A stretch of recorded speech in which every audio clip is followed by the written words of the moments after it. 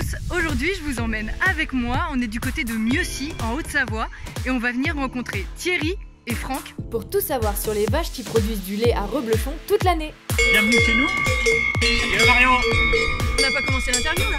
Non, mais ça c'est typiquement le Savoyard.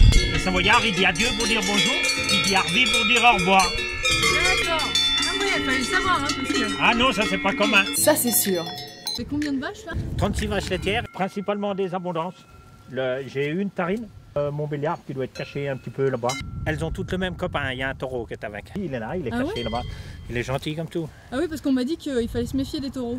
Toujours. Dans l'AOP Reblochon, 3 races de vaches sont autorisées pour produire du lait à Reblochon. Il s'agit de l'Abondance, la Tarine et la Montbéliarde. C'est les races de chez nous. Le reblochon, c'est un produit, c'est une production locale. C'est normal que ça soit fait aussi avec des races locales.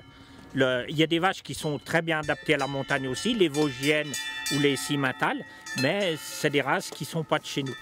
C'est pour ça que les 3 races-là ont été favorisées. Qu'est-ce qu'on peut se filmer? Regarde celle-là, moi j'adore cette tête de vache. Moi j'adore les vaches avec la petite pomme sur le nez, tu vois, ce qu'on appelle la petite pomme sur le nez. Elle a un look qui est remarquable cette vache.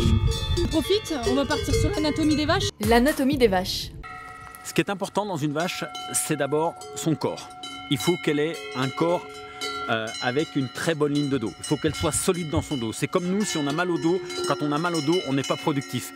Et bien, une vache, il faut qu'elle ait une ligne de dos la plus rectiligne possible. Après, il faut qu'elle ait une grande capacité respiratoire et une grande capacité d'ingestion. Il faut que ce soit une vache qui soit capable d'ingérer un maximum d'herbe quand elle pâture, pour qu'après, elle transforme cette herbe en lait. Alors une vache, ça fait les 3-8. Ça mange pendant 8 heures, ça rumine pendant 8 heures et ça dort pendant 8 heures.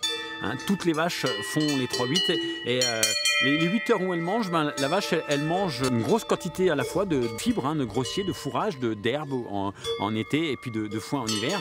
Et après, pendant les 8 heures de rumination, elle remastique une deuxième fois ce qu'elle a mangé.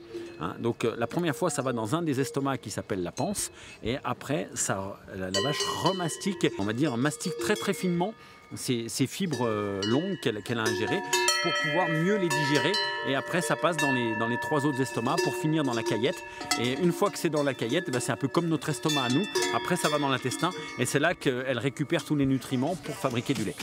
Incroyable. La vache a donc 4 estomacs. La panse, le bonnet, le feuillet, la caillette. Je vous mets l'article en lien en dessous de ma vidéo. Il nous faut une vache qui a un beau corps, avec une grande capacité respiratoire pour grimper haut dans les montagnes, grande capacité d'ingestion, des très bonnes pattes, avec pas des pattes à 10h10, mais des pattes qui soient sèches et fines. On voit bien ici avec un sabot fin, hein, une vache avec des pattes très droites, avec un bon jarret. Et puis il faut aussi qu'on ait ces vaches avec une bonne mamelle, une mamelle qui est bien soudée au corps de l'animal et qui fait corps avec l'animal, c'est-à-dire qui ne balance pas trop quand la vache se déplace. Et quand on a toutes ces caractéristiques-là, eh bien en plus on aime ces vaches adaptées à la montagne avec les sabots noirs, les trayons colorés et également les lunettes.